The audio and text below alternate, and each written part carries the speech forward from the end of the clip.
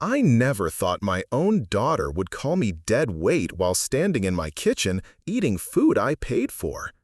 But that overheard conversation changed everything. What she didn't know was that this dead weight owned more than just the house she was counting on inheriting.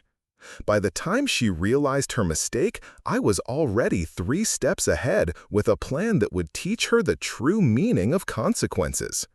Before we jump back in, tell us where you're tuning in from, and if this story touches you, make sure you're subscribed, because tomorrow I've saved something extra special for you. The morning light filtered through the lace curtains I had sewn myself 30 years ago, casting familiar patterns across the hardwood floors of my Austin home. At 73, I still woke before sunrise, a habit from decades of running Henderson Manufacturing before I retired. My husband Marcus had been gone for 18 months, and the silence in our 4-bedroom colonial had become both my companion and my torment. I was arranging fresh daisies from my garden in the crystal vase Marcus gave me for our 20th anniversary when my phone rang. The caller ID showed Isabella's name, and my heart immediately lifted. My daughter rarely called anymore, not since she married that ambitious lawyer Thomas and moved to their trendy apartment downtown. "Morning, sweetheart," I answered, settling into Marcus's old leather armchair that still smelled faintly of his cologne. "Hi, Mom. How are you feeling today?" Isabella's voice carried that careful tone she'd developed since Marcus passed, like she was speaking to someone fragile who might shatter at any moment. "I'm doing well, honey. Just finished watering the tomato plants. You should see how they're growing this year. Your father would be so proud." I touched the silver locket around my neck, the one containing both their photos. "That's wonderful, Mom. Listen, I was thinking maybe we should talk about some changes. Thomas and I have been discussing your situation, and we're worried about you living alone in that big house." Something cold settled in my stomach, but I kept my voice light. "What kind of changes, dear?" "Well, you're not getting any younger, and accidents happen. What if you fell and no one found you for days? What if you forgot to turn off the stove?" Isabella's concern sounded rehearsed, like she'd practiced this conversation. "Isabella, I'm perfectly capable of taking care of myself. I ran a manufacturing company for 25 years. I think I can manage a stove." I tried to laugh, but it came out hollow. "I know, Mom, but that was different. You're older now, and since Dad died, you've been—" She paused, searching for words that wouldn't sound cruel. "You've been struggling." Struggling. The word hit me like a physical blow. Yes, I missed Marcus terribly. Yes, some days were harder than others. But struggling? I paid my bills on time, maintained my house, volunteered at the literacy center twice a week, and kept a garden that was the envy of Willow Creek neighborhood. "I have to go, sweetheart. Mrs. Patterson next door is bringing over some fresh bread." It wasn't true, but I needed to end this conversation before I said something I'd regret. "Wait, Mom, we should really finish talking about this. Thomas has found some wonderful assisted living communities. They're like resorts with activities and medical staff on hand 24/7. "Another time, Isabella. I love you." "Love you too, Mom. Think about what I said, okay?" I hung up and sat staring at the phone in my lap. Assisted living communities. Resorts with medical staff. Pretty words for places where children sent parents they no longer wanted to deal with. I walked to the kitchen and filled the kettle for tea, my hands trembling slightly, not from age, but from anger. The phone rang again 20 minutes later while I was arranging my weekly pill organizer. I glanced at the display and saw Isabella's name. She must have forgotten to hang up properly, I thought, reaching for the handset. But before I could answer, I heard voices coming through the speaker. Isabella's voice, but different from the careful, gentle tone she'd used with me. This voice was sharp, businesslike. "Thomas, we need to move faster on this. She's getting more stubborn, and the longer we wait, the harder it's going to be." "I agree," came Thomas's voice, clear as if he were standing in my kitchen. "My contact at Sunset Gardens says they have availability now, but that could change. These good facilities fill up quickly." My hand froze over the phone. They were discussing me like I was a problem to be solved, not a person who had raised Isabella, put her through law school, and given her everything she'd ever wanted. The house appraisal came back at $720,000. Even after paying for her care for a few years, we'd still clear enough for the down payment on that house in Westlake Hills, the one with the pool and the view. Exactly what I was thinking. And honestly, Bella, your mother living alone in that big house is just wasteful. She's only using maybe 3 rooms. It makes perfect financial sense to sell it and use the equity for her care. Financial sense. I sank onto my kitchen stool, the pill organizer forgotten in my hands. They were planning to sell my house, the house Marcus and I had built together from the ground up, choosing every fixture, every paint color, every piece of crown molding. They were planning to use my home to buy their dream house while warehousing me in some facility. "She'll fight us on it," Isabella said, and I heard the sound of paper shuffling. "You know how she gets about that house. She acts like it's some kind of shrine to Dad." "It's not a shrine. It's real estate, prime real estate in a desirable neighborhood. Your mother is being emotional instead of practical." Thomas's voice carried the condescending tone he used when he thought someone was being unreasonable. I'd heard it directed at waiters and store clerks, but never realized he thought of me the same way. I hate feeling like the bad guy here, but someone has to be the adult. She's 73, Thomas. She could live another 10, maybe 15 years in declining health. The longer we wait, the more expensive everything becomes, and the less equity we'll have to work with. Declining health. I looked down at my hands, steady as they'd ever been, then at my daily schedule posted on the refrigerator.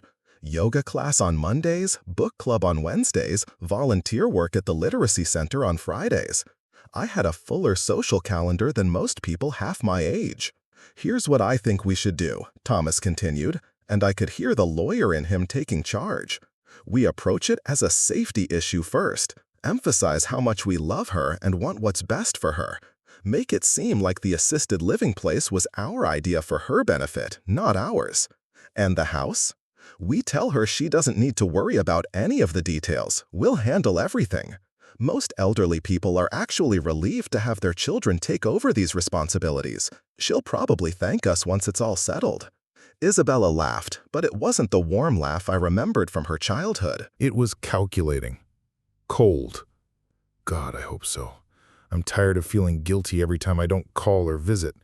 At least at Sunset Gardens, the staff will be checking on her daily, and I won't have to worry about getting that phone call in the middle of the night. The phone call. The phone call every adult child dreads, the one that says your parent has fallen, has had a stroke, has died alone. But instead of that fear motivating them to spend more time with me, it was motivating them to hide me away where I'd become someone else's responsibility. "I've already talked to my partner about handling the house sale," Thomas said. "We can get this moving within the next month. The key is presenting it as a done deal, not a discussion. If we give her too much time to think about it, she'll dig in her heels." "Right. We present the assisted living place first, get her settled, then handle the house sale. By the time she realizes what's happening, it'll be too late to change course." Too late to change course. I set the phone down gently, my heart hammering against my ribs. They thought I was a confused old woman who could be managed and manipulated. They thought I was dead weight, ready to be shifted around for their convenience and profit. I walked to the window overlooking the backyard where Marcus and I had hosted Isabella's birthday parties, graduation celebrations, and engagement party. The same yard where she learned to ride a bike, where we'd built her a playhouse that had taken Marcus 3 weekends to complete. Every memory they were planning to sell to finance their new life. I opened my jewelry box and pulled out the folder I'd kept underneath the velvet lining. Inside were documents that Isabella and Thomas had no idea existed. Marcus had been more than just a loving husband. He'd been a careful financial planner who believed in protecting the people he loved. What my daughter and her calculating husband didn't know was that the house they were counting on inheriting wasn't my only asset. The life insurance policy alone was worth $500,000. The investment portfolio Marcus had built over 30 years was worth nearly $2 million. The small apartment building we'd purchased as a rental property in the 1980s, now fully paid off and generating substantial monthly income, was worth another $800,000. And the house they were so eager to sell wasn't just in my name, it was in a trust that I controlled completely. I sat at my kitchen table with these documents spread before me, feeling something shift inside my chest. The hurt was still there, sharp and deep, but underneath it something harder was forming. Isabella wanted to treat me like a burden, like dead weight that needed to be managed. She wanted to make decisions about my life without consulting me, to spend my money on their dreams while hiding me away in some facility. But I wasn't dead yet, and I wasn't nearly as helpless as they assumed. I reached for my phone and dialed a number I'd memorized but never thought I'd need. The number Marcus had made me promise to call if I ever felt like someone was trying to take advantage of me. Richardson and Associates, Elder Law, this is Patricia speaking. Patricia, this is Vivian Henderson. I need to schedule an appointment with Mr. Richardson as soon as possible. It's about protecting my assets from family members who seem to think they know what's best for me. There was a pause. Mrs. Henderson, I'm sorry to hear you're dealing with that situation. It's unfortunately more common than most people realize. Mr. Richardson has an opening this afternoon at 3 o'clock if that works for you. Perfect. I'll be there. After I hung up, I made myself a proper lunch and ate it slowly, thinking about everything Marcus had taught me about business and life. Never let anyone back you into a corner. Always have more information than they think you have. And most importantly, never let anyone mistake kindness for weakness. Isabella had mistaken my grief for confusion, my love for weakness. She was about to learn that her mother hadn't built a successful manufacturing company by being a pushover. The law offices of Richardson and Associates occupied the top floor of a modern building in downtown Austin, with views of the lake and the kind of understated elegance that suggested competence without showiness. James Richardson was younger than I'd expected, maybe 50, with silver-streaked hair and the patient demeanor of someone who'd helped many families navigate difficult situations. Mrs. Henderson, thank you for coming in. Patricia mentioned you're concerned about family members making decisions about your assets without your consent. I settled into the leather chair across from his desk and opened my purse, pulling out the folder of documents. My daughter and son-in-law are planning to put me in assisted living and sell my house to finance their new home. They think I don't know, and they think I'm too confused to stop them. James reviewed the documents I'd brought, his eyebrows rising as he took in the scope of my assets. Mrs. Henderson, I have to ask, are you experiencing any health issues that would impact your ability to make decisions? None whatsoever. I had my annual physical last month. My doctor says I'm in better shape than most 60-year-olds. My mind is sharp, my health is good, and I'm perfectly capable of managing my own affairs. Then legally speaking, your daughter and son-in-law have absolutely no authority to make these decisions for you. He leaned back in his chair. The house is in a trust with you as the primary beneficiary and controller. These investment accounts are in your name only. Even if they tried to have you declared incompetent, which would be difficult given your obvious mental acuity, they'd have to go through a lengthy court process. Relief flooded through me, followed immediately by something sharper. So, if I wanted to make changes to my estate plan to ensure they couldn't benefit from treating me this way, that's entirely within your rights. You could modify the trust, change beneficiaries, even liquidate assets if you chose to. The key is documenting your mental competency at the time of any changes, which we can easily do. I thought about Isabella's laugh when she'd called me dead weight. I thought about Thomas calculating my worth like I was a commodity to be traded. I thought about 30 years of sacrifices Marcus and I had made to build our wealth, always with the intention of leaving something meaningful for our daughter. I want to explore all my options, Mr. Richardson. I want to know exactly what I can do to protect myself and to ensure that people who see me as a burden don't profit from that attitude. We spent 2 hours discussing trusts, estate planning, power of attorney documents, and asset protection strategies. By the time I left his office, I had a clear understanding of my legal position and several plans forming in my mind. Isabella and Thomas thought they were dealing with a confused old woman who could be managed and manipulated. They were about to discover how wrong they were. Driving home through familiar Austin streets, I felt more clear-headed than I had since Marcus's death. The grief was still there, the loneliness was still real, but underneath those feelings was something I hadn't felt in months: purpose. I pulled into my driveway and sat in my car for a moment, looking at the house that had been my home for 30 years. The house where Isabella had grown up, where Marcus and I had built our life together, where we'd planned to grow old together before cancer took him away from me.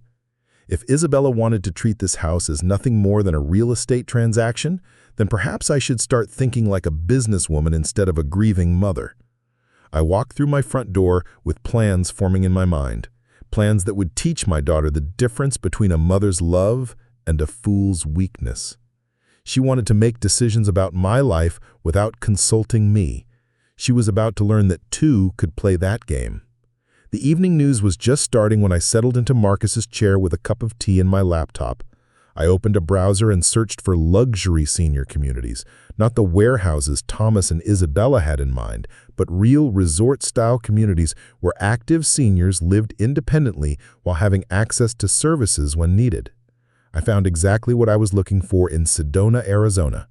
Red Rock Senior Resort was less than a day's drive from Austin, offered everything from hiking trails to art studios, and a waiting list of successful, accomplished people who chose to live there. Not people who were hidden away by their families, but people who made their own choices about their retirement years. I called the number listed on their website. Red Rock Senior Resort, this is Amanda speaking. How may I help you? Amanda, this is Vivian Henderson. I'm interested in learning about your community for a potential immediate move-in. Wonderful, Mrs. Henderson. We actually have a beautiful two-bedroom villa that just became available. The previous resident decided to move closer to her grandchildren, and she kept the unit in pristine condition. Would you be interested in scheduling a tour? I would indeed. When would be convenient? I could arrange a tour for tomorrow afternoon if you're able to travel to Sedona. We also offer a complimentary trial stay for serious prospects up to a week, so you can experience our community lifestyle firsthand. A trial stay. Perfect. That sounds wonderful. I'll drive out tomorrow morning. After I hung up, I walked through my house with new eyes, seeing not just memories, but assets that I controlled completely. The antique furniture Marcus and I had collected over the years, the artwork we'd purchased on our travels, the china set that had belonged to his grandmother, all of it mine to do with as I pleased. I opened my laptop again and researched high-end estate sale companies in Austin. I found one with excellent reviews that specialized in handling valuable collections with discretion and speed. Their website showed examples of complete household liquidations that had netted six-figure sums for their clients. I dialed their number. Austin Premier Estate Services, this is David. David, this is Vivian Henderson. I'm interested in a complete household liquidation. High-quality furnishings, antiques, artwork, china, silver, everything.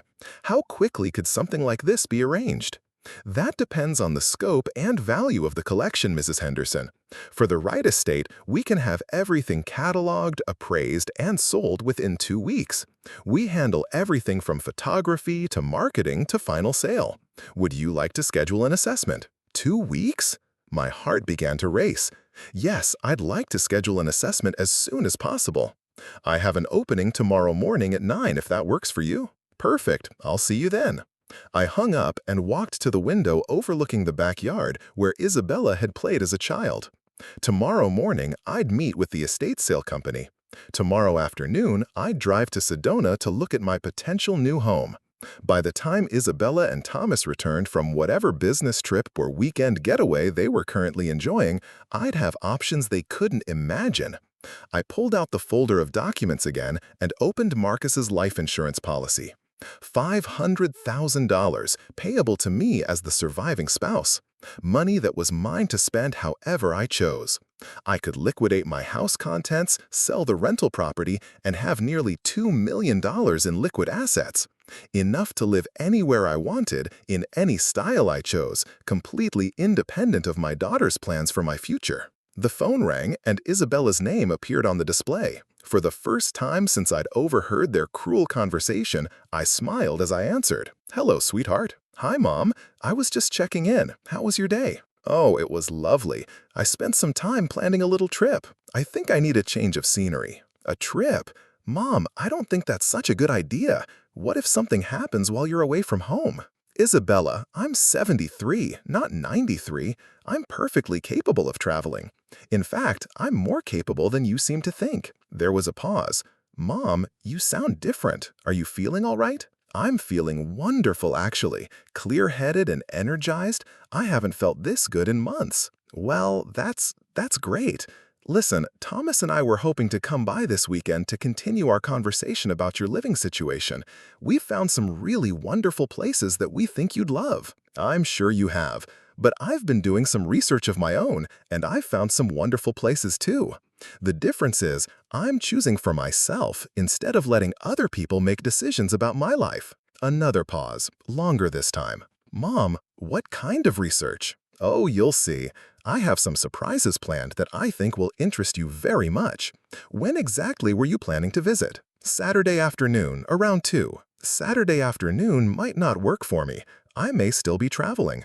Why don't you call me Friday evening and we'll see what my schedule looks like? Traveling where, Mom? This is exactly what we're worried about. You're making impulsive decisions without thinking them through. Impulsive decisions? Like planning to sell my house and warehouse me in a facility without consulting me. Isabella, I've never been less impulsive in my life. Every decision I'm making is carefully considered and completely intentional. I'll talk to you Friday evening. Mom, wait. I love you, sweetheart. Have a wonderful rest of your week. I hung up before she could respond and immediately turned off the phone. Let her worry. Let her wonder what her confused old mother might be planning. Let her call Thomas and discuss how their manageable problem was becoming less manageable by the day. I walked upstairs to my bedroom and pulled out the suitcase Marcus and I had used for our trips to Europe. Real leather, built to last, like everything else we'd chosen together. I began packing clothes for a week in Arizona, each item selected carefully for the new life I was about to explore. In the morning, David from Austin Premier Estate Services would arrive to assess my household contents. By afternoon, I'd be driving towards Sedona and a community of successful, independent seniors who'd chosen their own path in retirement. By evening, I'd be sleeping in a villa with red rock views, planning my next moves in a game where I held all the cards. Isabella wanted to treat me like dead weight. She was about to discover that this particular piece of dead weight was worth nearly $2 million and had a mind sharp enough to outmaneuver a corporate lawyer and her calculating wife. The game was just beginning, and for the first time since Marcus's death, I was excited to see how it would end. The morning sun painted my kitchen walls the same golden shade they'd been for 30 years, but everything felt different as I waited for David from Austin Premier Estate Services. I had dressed carefully in my navy suit, the one I used to wear to board meetings, and pulled my silver hair into the chignon that Marcus always said made me look distinguished. Today, I needed to look like the successful businesswoman I'd always been, not the grieving widow Isabella saw me as. David arrived precisely at 9, a tall man in his 40s with the kind of careful eye that came from years of evaluating valuable items. He carried a leather portfolio and wore the sort of understated clothing that suggested competence without flashiness. Mrs. Henderson, thank you for calling Austin Premier. I understand you're considering a complete household liquidation. I led him into my living room, where 30 years of careful collecting was displayed. The Waterford crystal Marcus had given me for our anniversary, the Persian rugs we'd bought during our trip to Iran in the 80s, the oil paintings we'd collected from local artists over the decades. Everything must go, I said simply. I'm relocating and I want to start completely fresh. David pulled out his tablet and began taking photos, his professional excitement barely contained. Mrs. Henderson, may I ask about the provenance of some of these pieces? This Nakashima table, for instance, do you have documentation? I have receipts and certificates of authenticity for everything. My husband was meticulous about record-keeping. I walked to my desk and pulled out a thick file folder. Every purchase over $500 is documented here. His eyes widened as he flipped through the documentation. This is remarkable. Most people don't maintain this level of detail. It makes our job much easier and significantly increases the potential sale prices. We walked through each room systematically. In the dining room, he photographed the Chippendale table and chairs Marcus had surprised me with for our 25th anniversary. In the master bedroom, he documented the antique armoire that had belonged to Marcus's grandmother, the one Isabella had always admired and assumed she'd inherit someday. The bedroom set alone should bring $30,000 to $40,000, David said, making notes on his tablet. The armoire is museum quality, and the documentation proves its provenance. Collectors pay premium prices for pieces with this kind of history. And how long would the entire process take? Given the quality and volume of your collection, I'd estimate 10 days to 2 weeks from contract signing to final sale. We'd need 3 days for complete cataloging and photography, another 2 days for appraisal and research, then we typically run the sale over a weekend to maximize attendance. 2 weeks. Isabella would return from whatever trip she was on to find her inheritance converted to cash and her mother nowhere to be found. The thought brought me more satisfaction than it should have. I'd like to proceed immediately. What do you need from me? Just your signature on our agreement and access to continue cataloging. We handle everything else, including staging, marketing, and conducting the sale. Our fee is 25% of gross proceeds, which includes all advertising, staffing, and transaction processing. 25% seemed reasonable for turning my lifetime of collecting into liquid assets I could use however I chose. I signed the contract with a steady hand, feeling each stroke of the pen as another step toward freedom. Mrs. Henderson, if you don't mind me asking, this is quite a significant decision. Are you certain you want to liquidate everything? I looked around my living room one last time, seeing not just memories, but the end of one chapter and the beginning of another. Mr. David, I've learned recently that the people I thought I could trust have very different ideas about my future than I do. I'm taking control of my own destiny while I still can. He nodded with the understanding of someone who'd probably seen similar family situations before. We'll take excellent care of everything. You should expect the full catalog by Wednesday, and we'll schedule the sale for the following weekend. After David left, I walked through my house with new eyes. Instead of seeing the rooms where Isabella had grown up, I saw assets being converted to freedom. Instead of feeling sentimental about giving up my possessions, I felt liberated from the weight of maintaining things for people who saw me as a burden. I loaded my suitcase into my Lexus and began the drive toward Sedona. The car was another asset Isabella probably didn't know about, purchased in cash 3 years ago when Marcus decided we deserved to drive something comfortable in our retirement years. The leather seats still smelled new, and the navigation system guided me smoothly toward Arizona and whatever waited for me there. The drive gave me 4 hours to think, 4 hours to plan what came next. Isabella would call tonight, expecting to find me at home, ready for their weekend visit and their carefully rehearsed presentation about assisted living facilities. Instead, she'd find my phone going straight to voicemail and no one answering the door. Let her panic. Let her call Thomas and admit that their manageable mother had become unmanageable.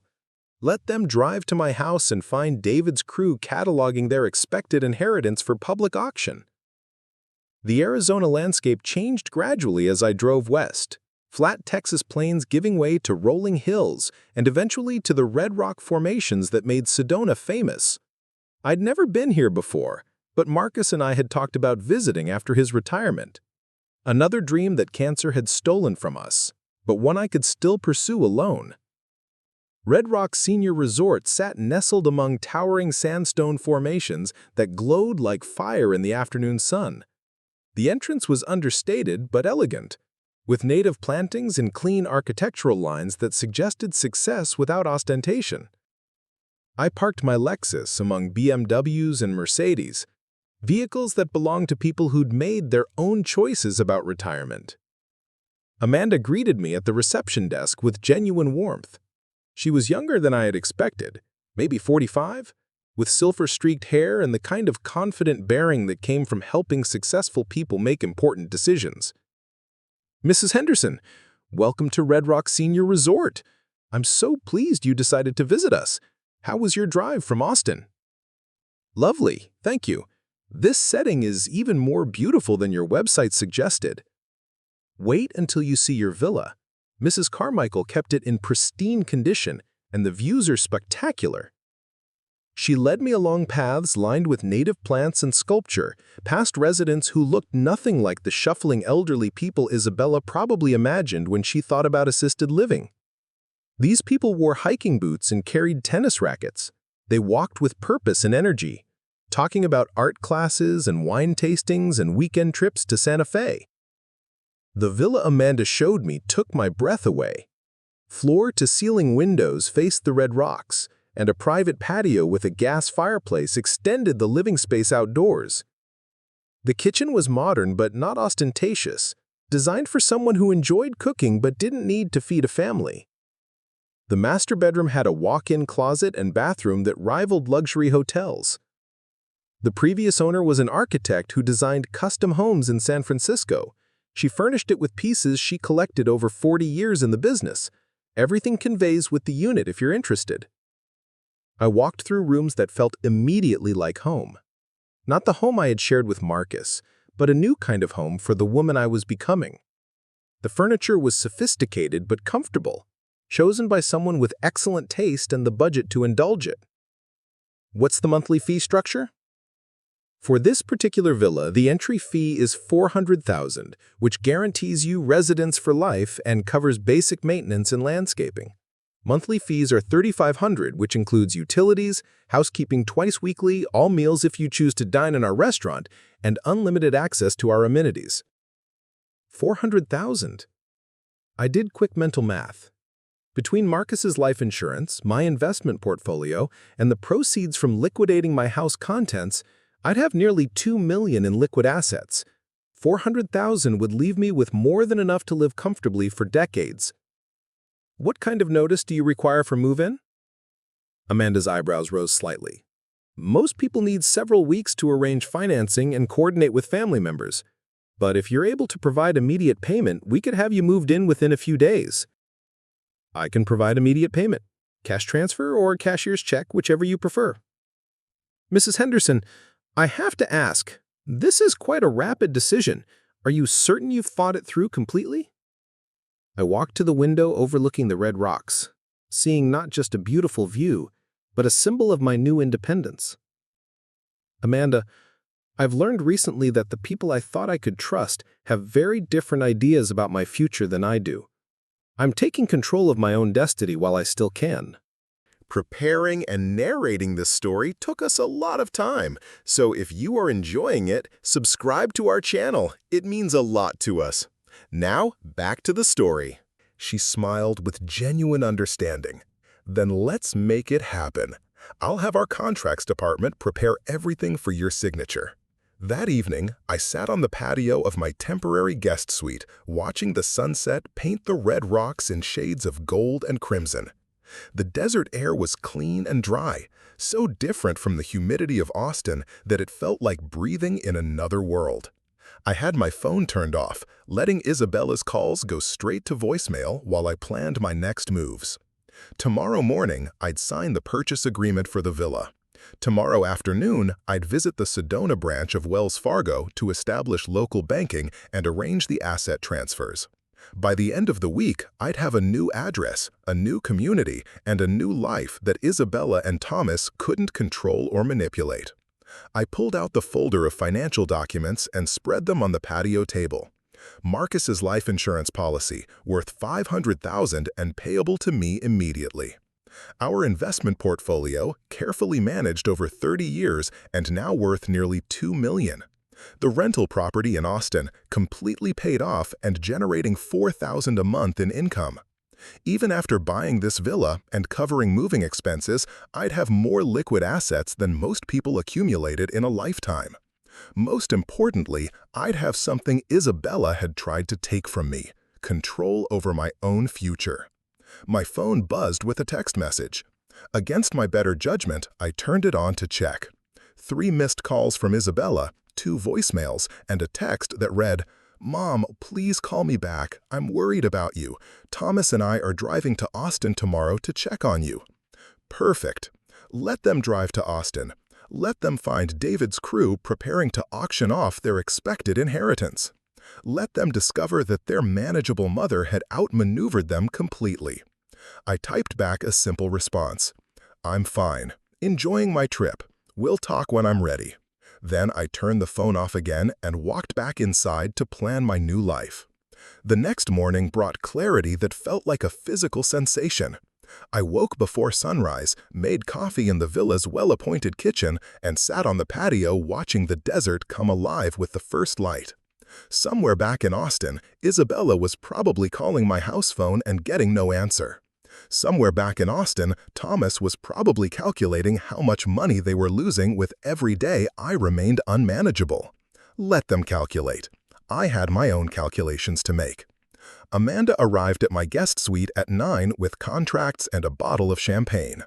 "Mrs. Henderson, I've never had someone move this quickly on a decision this significant. Are you sure you haven't been planning this for months?" In a way, I have been. I just didn't know it until recently. I signed each page carefully, my engineer's training making me read every clause and condition. Purchase price, $400,000. Monthly fees, $3,500. Occupancy date, immediate upon payment clearing. We'll need a cashier's check or wire transfer for the full amount. I'll have the wire transfer completed this afternoon. When can I take possession? As soon as the funds clear, which should be tomorrow morning. I'll have our maintenance team do a final walkthrough this afternoon, and you can move in Friday. Friday. 3 days from now, I'd be officially a resident of Red Rock Senior Resort, living in a beautiful villa with Red Rock views, completely independent of my daughter's plans for my future. The thought filled me with energy I hadn't felt since before Marcus's diagnosis. After signing the contracts, I drove into downtown Sedona to find a Wells Fargo branch. The town was smaller than Austin, but sophisticated in the way that attracted wealthy retirees and successful artists. Gallery owners and restaurant managers who recognized affluent customers when they saw them. The bank manager, a woman named Patricia who was about Isabella's age, handled my account setup with professional efficiency. When I explained that I needed to wire $400,000 from my Austin account, she showed no surprise. "Are you relocating to Sedona permanently, Mrs. Henderson?" "Yes, I am. I'll be liquidating most of my Austin assets and transferring everything here over the next few weeks. We'd be delighted to handle all your banking needs. With assets of this size, you'll qualify for our private client services, which includes a dedicated banker and priority handling of large transactions." Private client services. Isabella probably didn't even know such things existed. She thought of me as someone who needed help balancing a checkbook, not someone who controlled nearly $2 million in assets. The wire transfer was completed by noon, and Patricia assured me the funds would be available at Red Rock Senior Resort by close of business. I was officially committed now. No going back to Austin, no pretending this was just a trip to clear my head. I spent the afternoon shopping for immediate necessities. Clothes suitable for desert living, basic toiletries, a few books for my new bookshelf. Everything else I'd need could be ordered online and delivered to my new address. That evening, I finally turned my phone back on. 12 missed calls from Isabella, 6 voicemails, and a series of increasingly frantic text messages. The first voicemail was concerned. "Mom, where are you? Your trip was just supposed to be for a day or two. Please call me back." The second was annoyed. "Mom, this is ridiculous. You can't just disappear without telling anyone where you are. What if something happened to you?" The third was angry. "Mom, we drove to your house and there are strangers there taking pictures of your furniture. What the hell is going on?" The fourth was panicked. "Mom, please call me back. Thomas says we can take legal action if you're not competent to make these decisions, but I don't want it to come to that. We need to talk." Legal action. Competency challenges. The gloves were finally coming off. Isabella and Thomas weren't concerned about my well-being. They were concerned about their money. My money that they'd been counting on inheriting. I scrolled through the text messages, watching the progression from concern to anger to desperation. The last one, sent just an hour ago, was the most revealing. "Mom, we can work through this together. Don't let strangers take advantage of you. I love you and want what's best for you." Strangers taking advantage of me. As if David from Austin Premier Estate Services was somehow more manipulative than a daughter who'd planned to warehouse me in assisted living while selling my house for her down payment. I typed a careful response. Isabella, I am not being taken advantage of by anyone. I am making my own decisions about my own life and my own assets. The house contents are being sold because I am relocating permanently. We can discuss this when you're ready to treat me as an adult instead of a problem to be solved. Her response came back within minutes. Where are you? I turned the phone off without responding.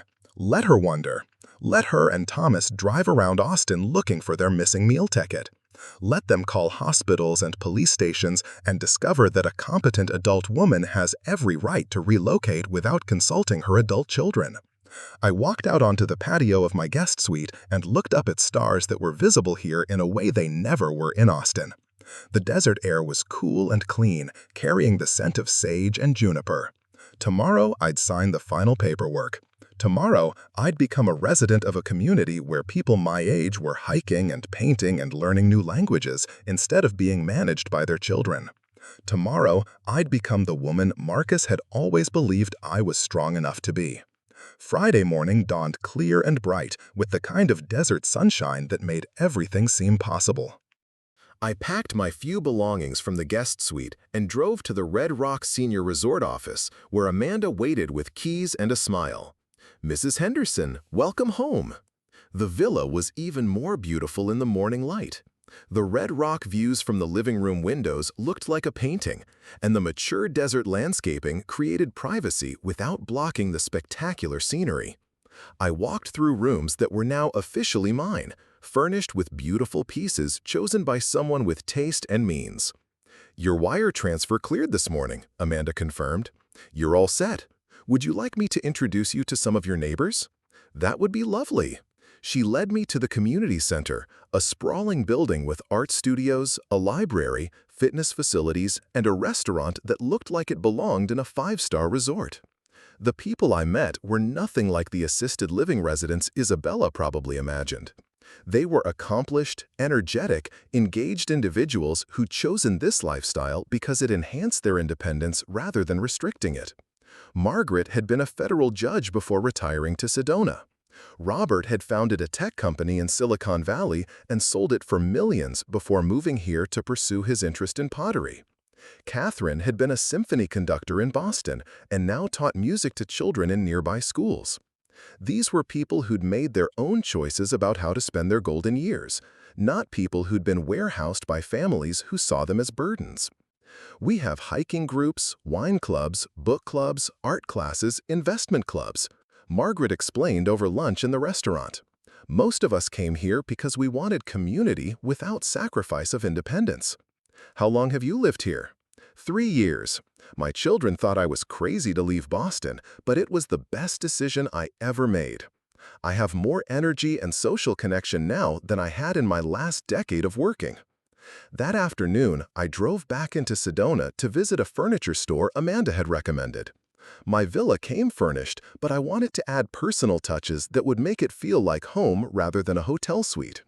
I selected a writing desk for the second bedroom, which I planned to turn into a home office, and some artwork that reflected my new desert environment. The store manager, a woman named Lisa who'd relocated from Los Angeles 5 years earlier, helped me choose pieces that would complement the existing decor. "Are you new to Sedona?" she asked as we arranged delivery. "Brand new. I just bought a villa at Red Rock Senior Resort." "Oh, you'll love it there. Several of our clients live in that community, and they all say it's the best decision they ever made. Very different from traditional retirement communities." "Different how?" "The people who choose Red Rock are there because they want to be, not because their families think they should be. Makes all the difference in the world."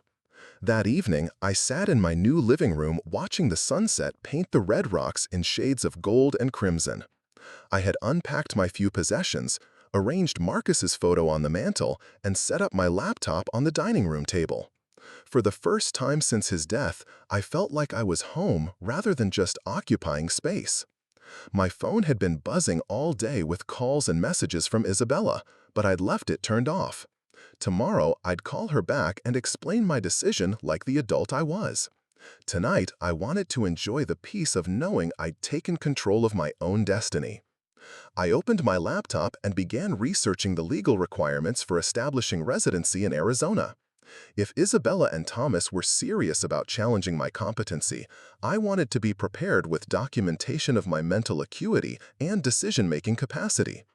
I also wanted to understand Arizona's laws regarding estate planning and asset protection. An hour later, I had contacted a Sedona attorney who specialized in elder law and estate planning. Janet Morrison had excellent reviews and a reputation for protecting seniors from financial abuse by family members. Our appointment was scheduled for Monday morning. I also researched Arizona's requirements for updating my will and changing beneficiaries on my investment accounts. Isabella had assumed she'd inherit everything simply because she was my only child. She was about to learn that inheritance was a privilege, not a right, and privileges could be revoked when they were abused. My phone buzzed with another call from Isabella. This time, I answered. "Mom, thank God, where are you? We've been worried sick." "Hello, Isabella. I'm in Arizona, and I'm perfectly fine." "Arizona? Mom, what are you doing in Arizona? And what's this about selling all your furniture?" I walked to my window overlooking the red rocks, feeling calmer than I'd felt in months. "I've relocated, Isabella, permanently. I'm living in a senior community where I'm treated as a capable adult rather than a burden to be managed." Silence on the other end of the line. Then, "Mom, you can't just relocate without discussing it with us. This is exactly the kind of impulsive behavior we were worried about." There was nothing impulsive about it. I made a careful, considered decision based on information you didn't think I had access to. What information? The information that you and Thomas were planning to put me in assisted living so you could sell my house and use the proceeds for your down payment on that place in Westlake Hills. The silence stretched longer this time. When Isabella finally spoke, her voice had changed completely. "Mom, you don't understand. We were trying to help you." "No, Isabella, you were trying to help yourselves. There's a difference." "Mom, you're being unreasonable. We had legitimate concerns about your safety and well-being." Isabella's voice had taken on the patronizing tone she used when she thought someone wasn't understanding her perfectly logical explanations. I sat in my comfortable chair overlooking the red rocks of Sedona, feeling more grounded than I had in years. "Isabella, let me be very clear about something. I heard your entire conversation with Thomas. I heard you laugh about me being grateful for your attention while you planned to sell my house. I heard you call me a burden and calculate how much money you'd make from warehousing me." The silence on the other end stretched so long I wondered if the call had dropped. When Isabella finally spoke, her voice was small and shaky. "Mom, you weren't supposed to. We were just discussing options. We weren't making final decisions without you." "Really? Because Thomas seemed quite confident about his partner handling the house sale, and you seemed very excited about that Boulder property with the mountain view." I kept my voice steady, businesslike. "Tell me, Isabella, at what point in your perfectly reasonable planning process were you going to consult me about my own future? We were going to talk to you about it this weekend. That's why we wanted to visit." "No, you weren't going to talk to me about it. You were going to present it as a done deal and expect me to be grateful for your management of my incompetent life." I stood and walked to my window, looking out at the desert landscape that represented my freedom. The difference is important. "Mom, please come home. We can work this out. Maybe we moved too fast, but our hearts were in the right place." My heart is in the right place too, Isabella, right here in Arizona, where I'm treated as a competent adult who can make her own decisions about her own life and her own money. Your own money? Isabella's voice sharpened with something that sounded like panic. Mom, what do you mean your own money? I mean exactly what I said. The house contents are being auctioned because I don't need them in my new home. The proceeds, along with your father's life insurance and our investment portfolio, are now under my complete control in Arizona banks. Mom, you can't just liquidate Dad's life insurance. That money is supposed to be for your care in your old age. I am in my old age, Isabella, and I'm using it for my care, just not the kind of care you and Thomas had planned for me. I paused, letting that sink in. I'm using it to live independently in a beautiful community with people who respect my intelligence and capabilities. How much money are we talking about? Thomas's voice came through the phone. Isabella must have put me on speaker. Hello, Thomas. We're talking about enough money for me to live very comfortably for the rest of my life without requiring assistance from children who see me as dead weight. Mrs. Henderson, I think there's been some miscommunication here. We never use the term dead weight. No, Thomas, you used the term burden.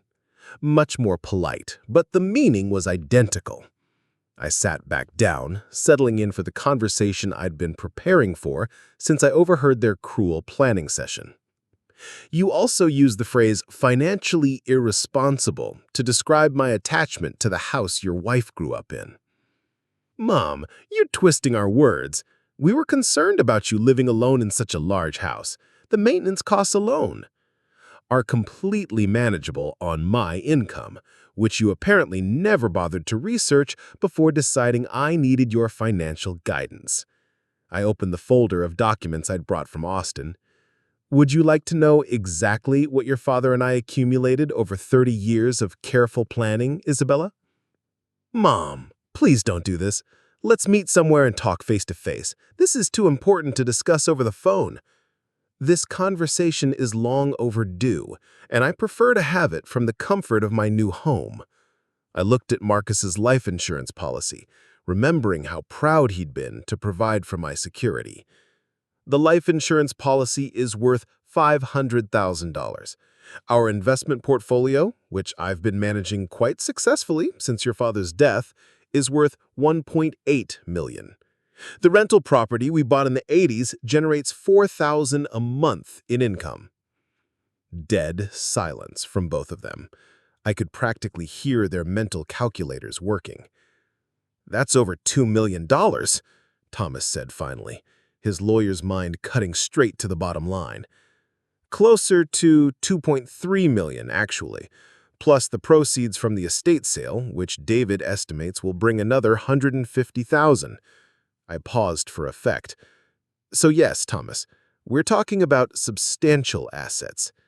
Assets that I control completely and can dispose of however I choose. Mom, Isabella's voice was barely a whisper. We had no idea you had that much money. Of course you didn't. You were too busy planning my future to ask about my present circumstances. I stood again and walked to the kitchen, where I could see my new neighbors walking their dogs along the desert paths. If you'd bothered to have an honest conversation with me instead of scheming behind my back, you might have learned that I'm far more financially secure than you assumed. We weren't scheming, Thomas protested. We were trying to help. Help yourselves to my house proceeds for your down payment, you mean? I heard that part of the conversation very clearly. Another long silence. When Isabella spoke again, she sounded like she was crying. Mom, I'm sorry. I'm so sorry. We handled this all wrong, but please don't punish us by cutting us out of your life. I love you. Isabella, I'm not cutting you out of my life. I'm cutting you out of my decision-making process. There is a significant difference. I softened my voice slightly, remembering the little girl who used to bring me dandelions from the backyard. If you'd want to be part of my life going forward, you'll need to accept that I'm a competent adult who doesn't require your management. Of course you're competent. We never said you weren't. You planned to put me in assisted living without consulting me. You planned to sell my house without asking my opinion. You calculated my worth like I was a commodity to be liquidated. I sat back down, feeling the weight of their betrayal settling over me again. Those aren't the actions of people who respect someone's competence. We were wrong, Thomas admitted. We should have talked to you first. But Mrs. Henderson, you have to understand our position. We were worried about you living alone, and we thought assisted living would give you social interaction and medical support. Thomas, the assisted living you were planning wasn't about my well-being. It was about reducing your worry and freeing up my house equity for your benefit. If you'd been genuinely concerned about my social interaction, you might have called more often or visited more frequently. That's not fair, Mom. We both have demanding careers. And I had a demanding career too, Isabella. But I still made time for the people I loved. I still called your grandmother every Sunday until she died. I still visited her twice a week, even when she moved to assisted living. I looked at Marcus's photo on my mantle, remembering how proud he'd been to provide for my security. The life insurance policy is worth $500,000. Our investment portfolio, which I've been managing quite successfully since your father's death, is worth $1.8 million. The rental property we bought in the 80s generates $4,000 a month in income. Dead silence from both of them. I could practically hear their mental calculators working. "That's over $2 million, Thomas said finally, his lawyer's mind cutting straight to the bottom line. Closer to $2.3 million, actually.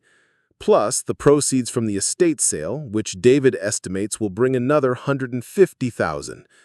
I paused for effect. So yes, Thomas, we're talking about substantial assets. Assets that I control completely and can dispose of however I choose. Mom, Isabella's voice was barely a whisper. We had no idea you had that much money. Of course you didn't.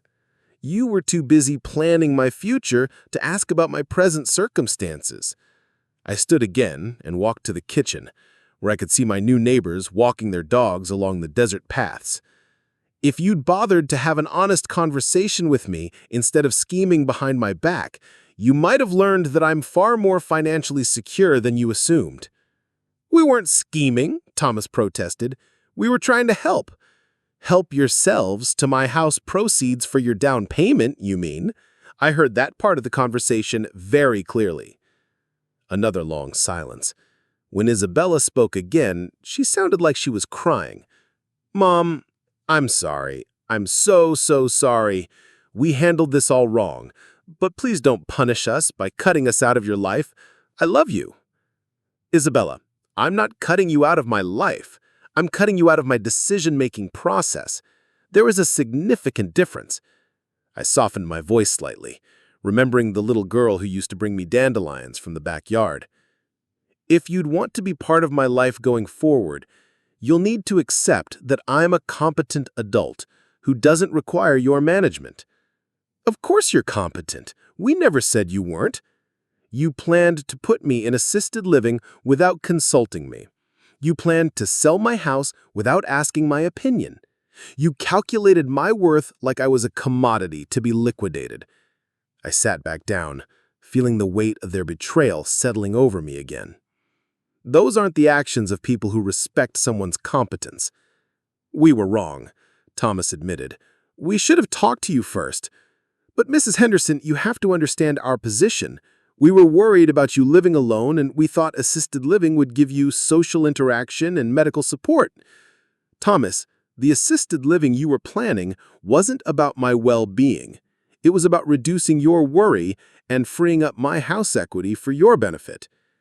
If you'd been genuinely concerned about my social interaction, you might have called more often or visited more frequently. That's not fair, Mom. We both have demanding careers.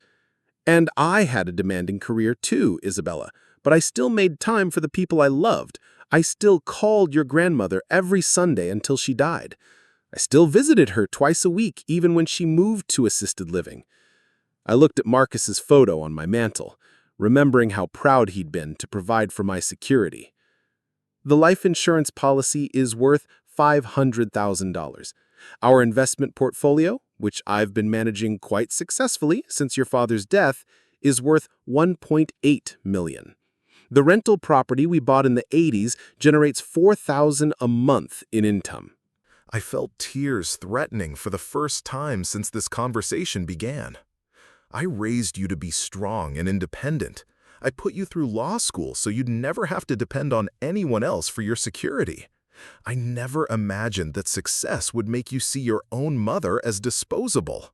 I don't see you as disposable. I love you more than anything. Then prove it by respecting my choices instead of trying to override them. Prove it by asking my opinion instead of making plans behind my back. Prove it by treating me like the intelligent woman who raised you, instead of like a confused old lady who can't be trusted with her own decisions. The conversation continued for another hour, with Isabella crying and apologizing, while Thomas tried to negotiate terms for my return to Austin. But I wasn't negotiating anything. I was stating facts about my new reality and giving them the opportunity to decide whether they wanted to be part of it. By the time we hung up, I had made several things crystal clear. I was staying in Arizona permanently. I was not returning to Austin except possibly to visit. My assets were under my complete control and would remain that way. And my estate planning would be updated to reflect my new circumstances and new understanding of my daughter's character. The days that followed were peaceful in a way I hadn't experienced since Marcus's death. I settled into the rhythm of life at Red Rock Senior Resort, joining the morning hiking group, attending wine tastings in the evening, and discovering talents I'd never had time to explore while managing a business and raising a family. Margaret, the former federal judge, became a close friend and confidant. Over coffee on my patio one morning, I told her about the situation with Isabella and Thomas. "Unfortunately, it's more common than you'd think," she said, shaking her head. "I see cases like this regularly. Adult children who assume they know what's best for their parents and feel entitled to make decisions about assets they've never earned." Did your children try to manage your retirement decisions? They certainly had opinions about me moving to Arizona. My son thought I should stay in Boston near family, which really meant near free babysitting for his children. My daughter thought I should move to a continuing care retirement community in Connecticut, which would have been convenient for her weekend visits. Margaret smiled. Neither of them considered what I might want for my own life. How did you handle their resistance? I did exactly what you did. I made my own decision, moved where I wanted to live, and told them they could visit me in Arizona or not have a relationship with me at all. She sipped her coffee thoughtfully. It took about 6 months, but they eventually realized I was happier and healthier here than I'd been in years. Now they bring their families for vacation and stay in the guest casitas. Do you think Isabella will come around? That depends on whether she loves you more than she loves your money. Some adult children do learn to see their parents as people instead of problems. Others never get past their sense of entitlement. A week later, David called from Austin with news about the estate sale. The 3-day event had been tremendously successful, bringing in just over $160,000 after his commission. Every piece had sold, from Marcus's grandmother's armoire to the Waterford crystal Isabella had always admired. Several buyers specifically commented on the quality and condition of the items, he reported. It was obvious that everything had been well maintained and cared for. The furniture especially brought premium prices because of the documentation you provided. $160,000 that Isabella and Thomas had been counting on inheriting. Money that was now deposited in my Arizona bank account, available for whatever I chose to do with it. I spent some of it on making my villa truly feel like home. I bought a new bedroom set that reflected my personal taste rather than the previous owners, upgraded the kitchen appliances, and added a hot tub to the patio where I could soak while watching the sunset paint the red rocks. I also spent some of it on experiences I'd always wanted but never prioritized. Art classes where I discovered a talent for watercolor painting. Photography workshops that taught me to capture the dramatic desert light. Even a cooking class focused on healthy Southwestern cuisine that helped me embrace the flavors of my new home.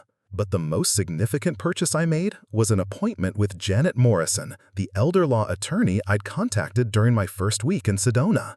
Her office was elegant but understated, located in a converted adobe building that blended seamlessly with the desert landscape.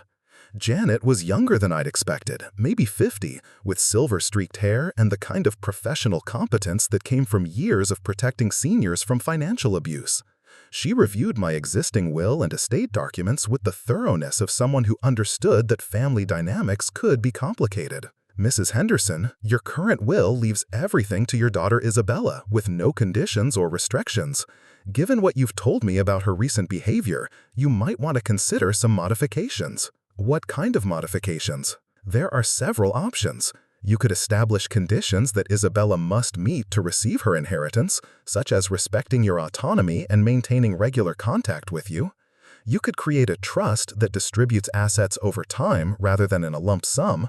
Or you could designate alternative beneficiaries for some or all of your assets. Alternative beneficiaries? I thought about Margaret and the other friends I'd made at Red Rock Senior Resort. I thought about the Literacy Center where I'd volunteered in Austin, helping adults learn to read. I thought about the Cancer Research Foundation where Marcus and I had donated in the years after his diagnosis.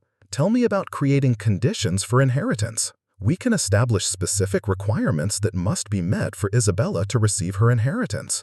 For example, she might be required to visit you a certain number of times per year, maintain regular phone contact, or demonstrate respect for your independence by not attempting to override your decisions about your living situation. The idea had merit, but it felt like trying to legislate love and respect. Either Isabella values our relationship enough to treat me properly, or she didn't. No legal document could change that fundamental reality. I think I'd prefer to keep my options open, I said finally. I'd like to update my will to reflect my current assets and circumstances, but I don't want to make any permanent decisions about beneficiaries while emotions are still running high. That's very wise. We can create a new will that gives you maximum flexibility to make changes as your relationships evolve. We can also establish some asset protection strategies that ensure your money remains under your control regardless of any future pressure from family members. We spent 2 hours designing an estate plan that reflected my new reality and new priorities. My assets would be protected in trusts that I controlled completely. Isabella would inherit a substantial sum, but not the windfalls she and Thomas had been counting on. The majority of my wealth would be directed toward charities and organizations that supported causes I cared about. Most importantly, I retained complete control over every decision. If Isabella learned to treat me with respect, I could always modify the plan in her favor. If she continued to see me as a burden to be managed, she'd discover that burdens don't leave generous inheritances. 3 weeks after my phone conversation with Isabella and Thomas, they drove to Arizona to see me. I agreed to meet them at a restaurant in downtown Sedona, neutral territory where we could talk without the emotional weight of being in my home.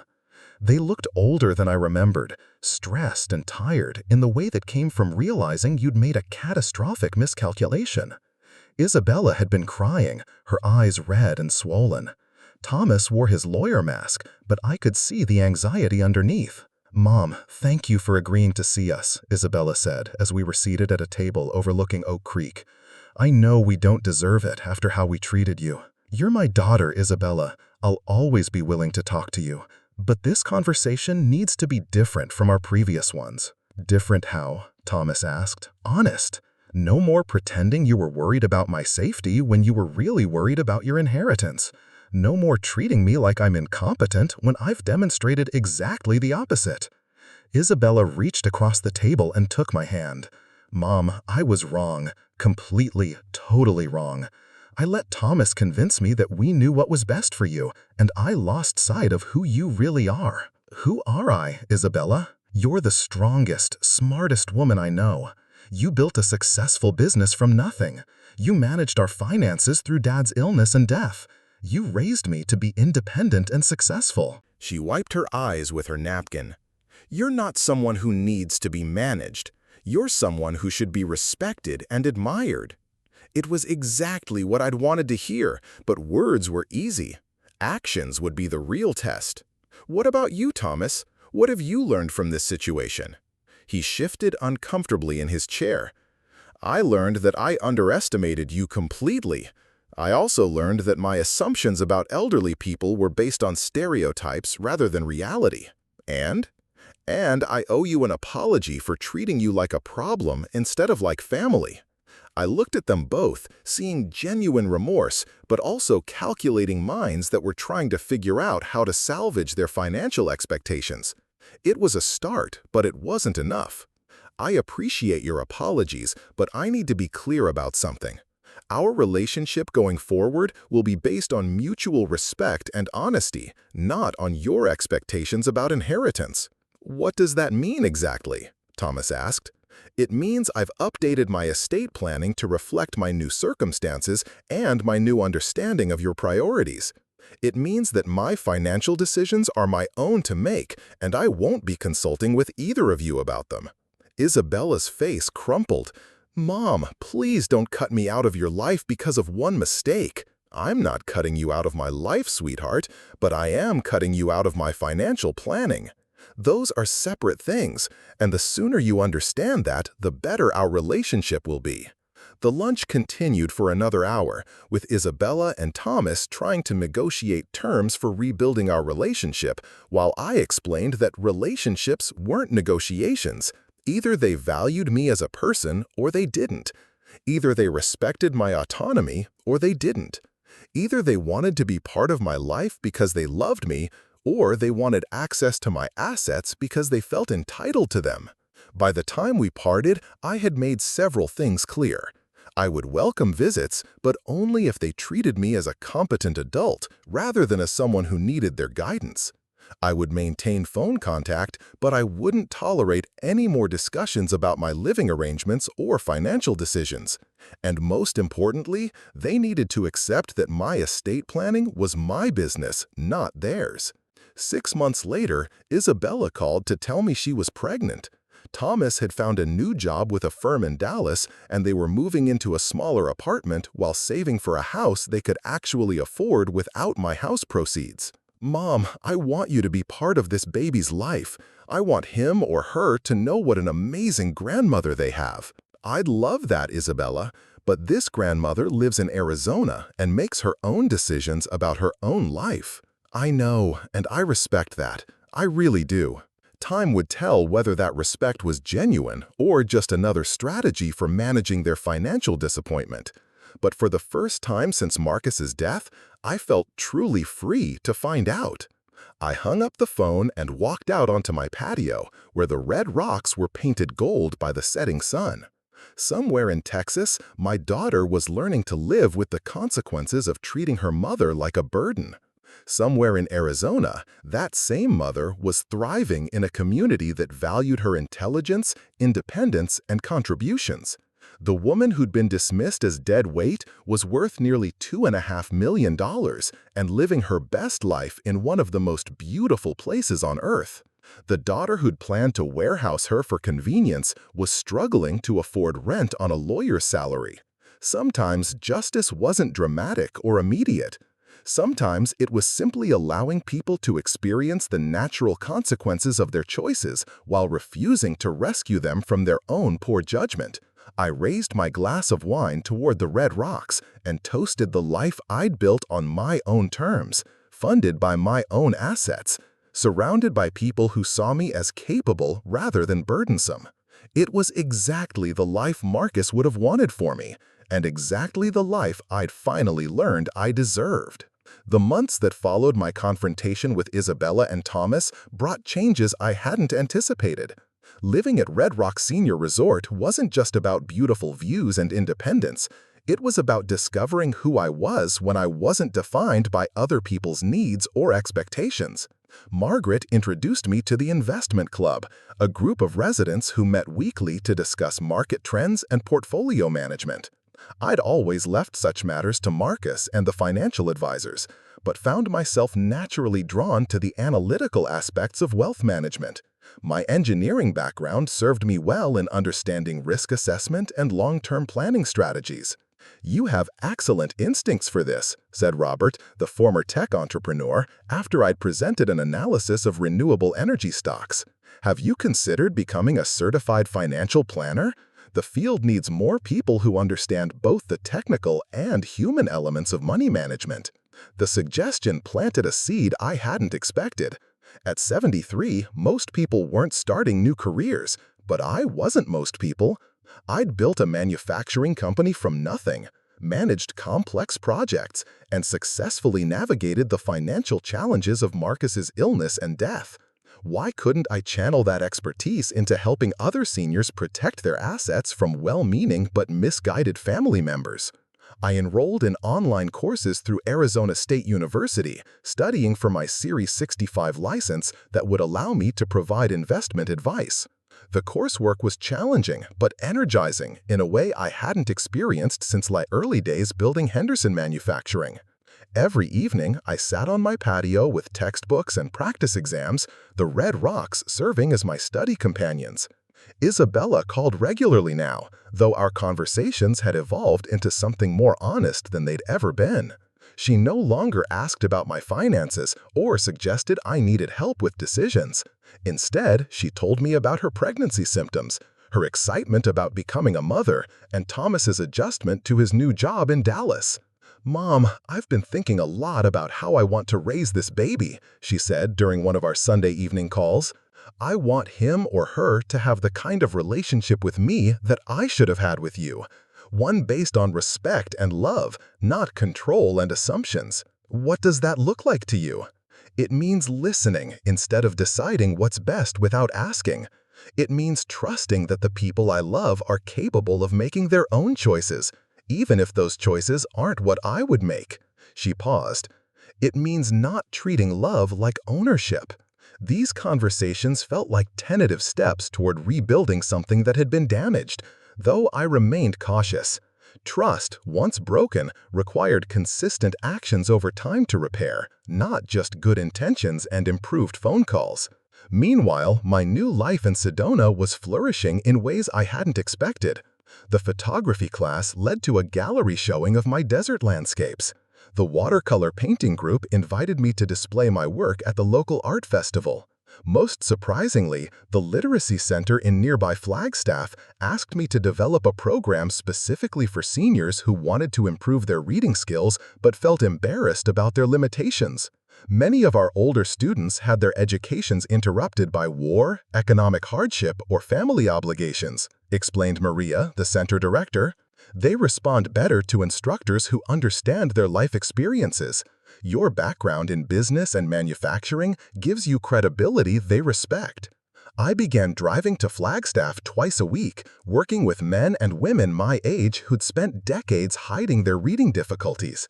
There was something deeply satisfying about helping people discover that learning had no expiration date, that intelligence came in many forms, and that it was never too late to develop new skills.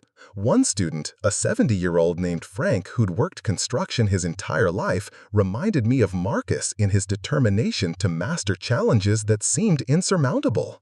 He'd dropped out of school in 8th grade to help support his family during the Depression, and had spent 60 years successfully hiding the fact that he could barely read. "My grandson's getting married next month," he told me during one of our sessions. "I want to read a toast at his wedding instead of just winging it like I usually do.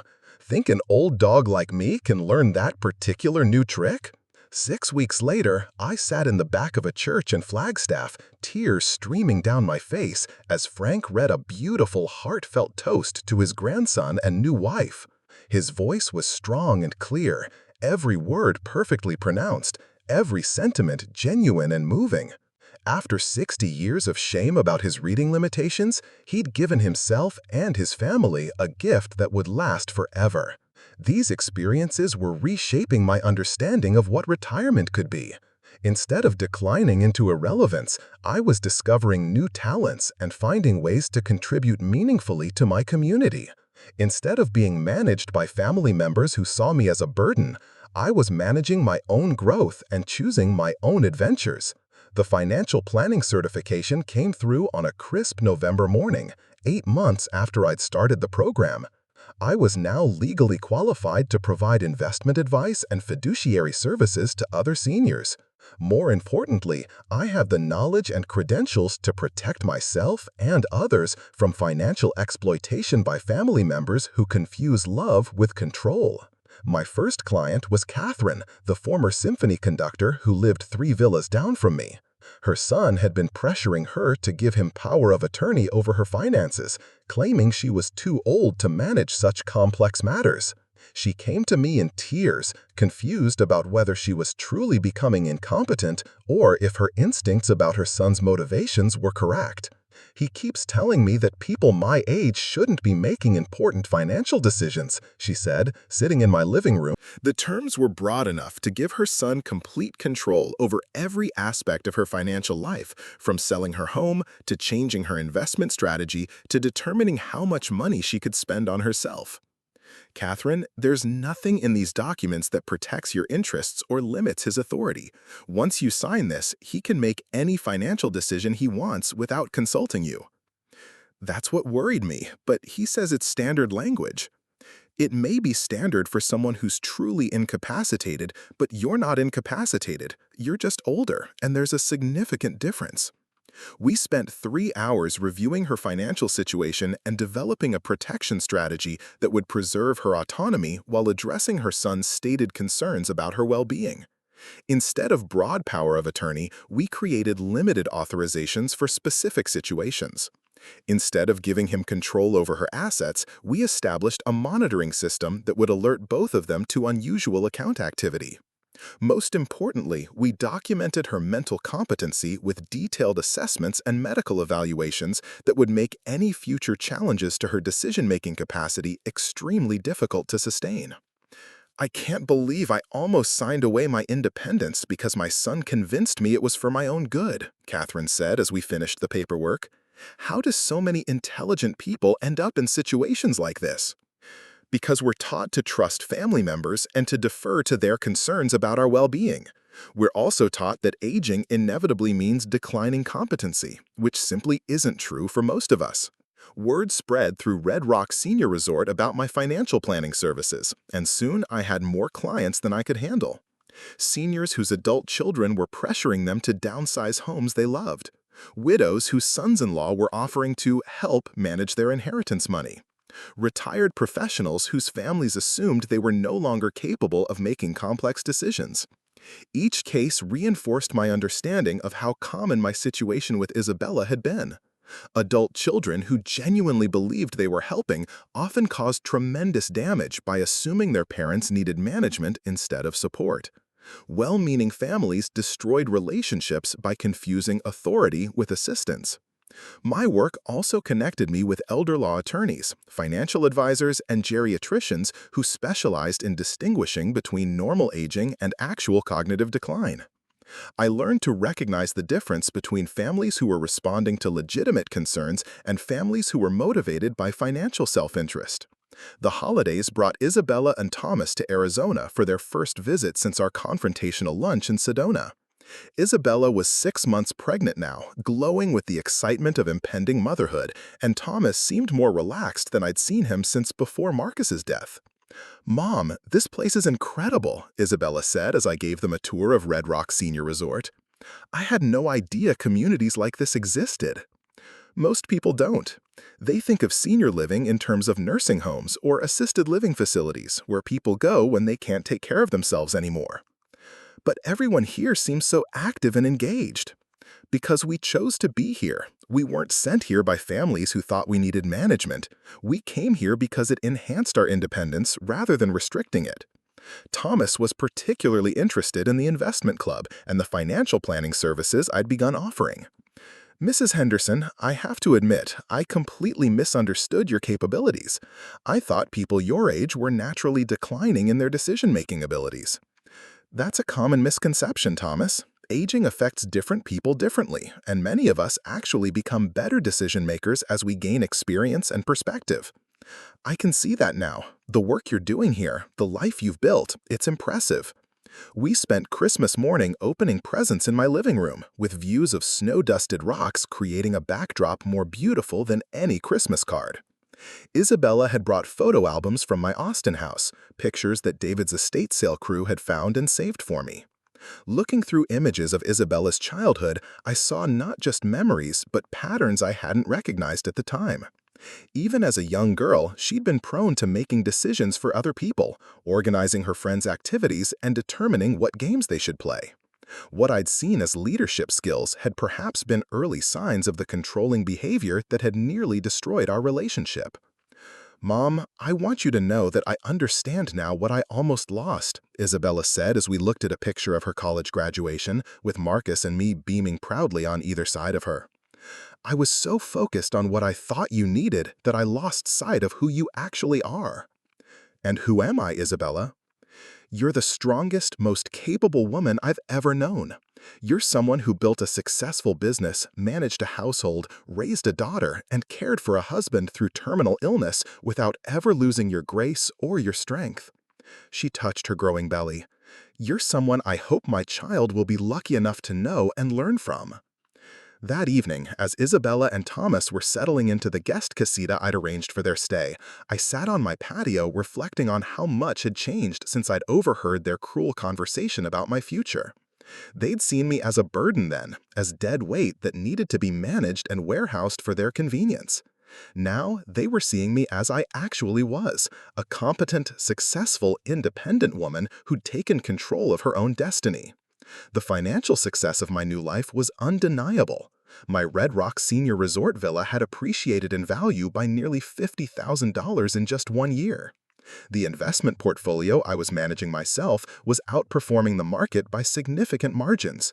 The income from my financial planning practice was substantial enough that I donated more to charity in the past 6 months than Isabella probably earned in a year. But the personal success was even more meaningful.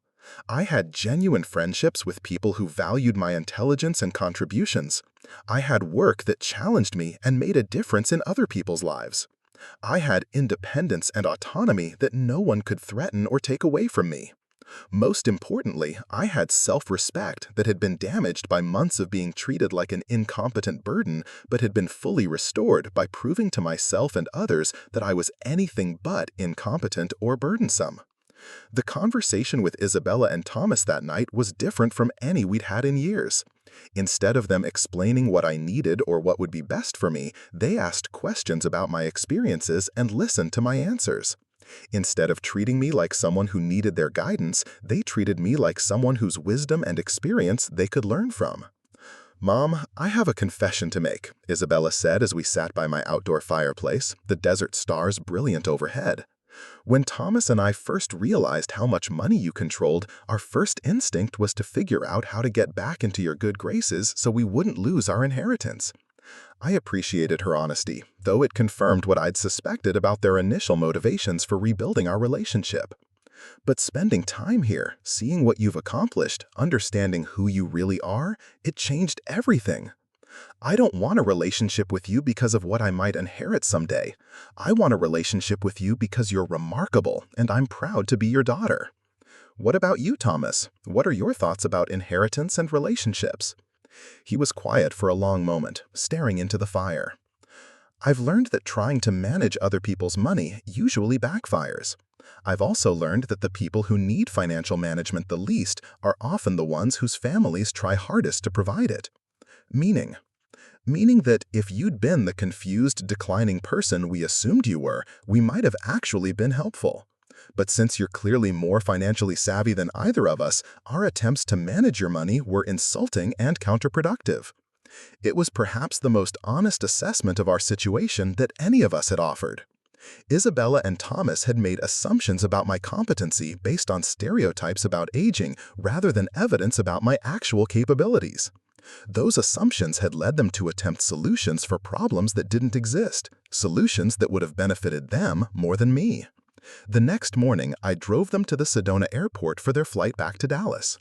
Isabella hugged me tightly before boarding, whispering in my ear that she hoped her child would inherit my strength and independence rather than her tendency to try controlling other people.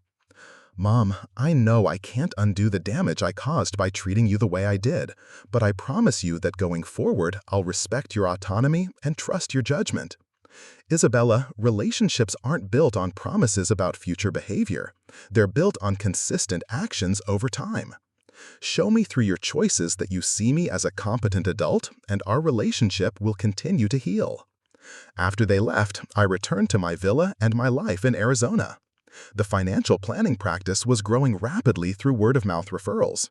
The photography exhibits were attracting attention from collectors who appreciated desert landscapes captured by someone who truly understood the light and mood of the environment. The literacy work in Flagstaff was expanding into a program that other communities wanted to replicate. At 74, I was busier, happier, and more financially successful than I'd been at any point since Marcus's death. I was also more confident in my own judgment and more protective of my own interests than I'd ever been. The woman Isabella had seen as dead weight was now managing nearly $3 million in assets, running a successful consulting practice, and living independently in one of the most desirable retirement communities in the country.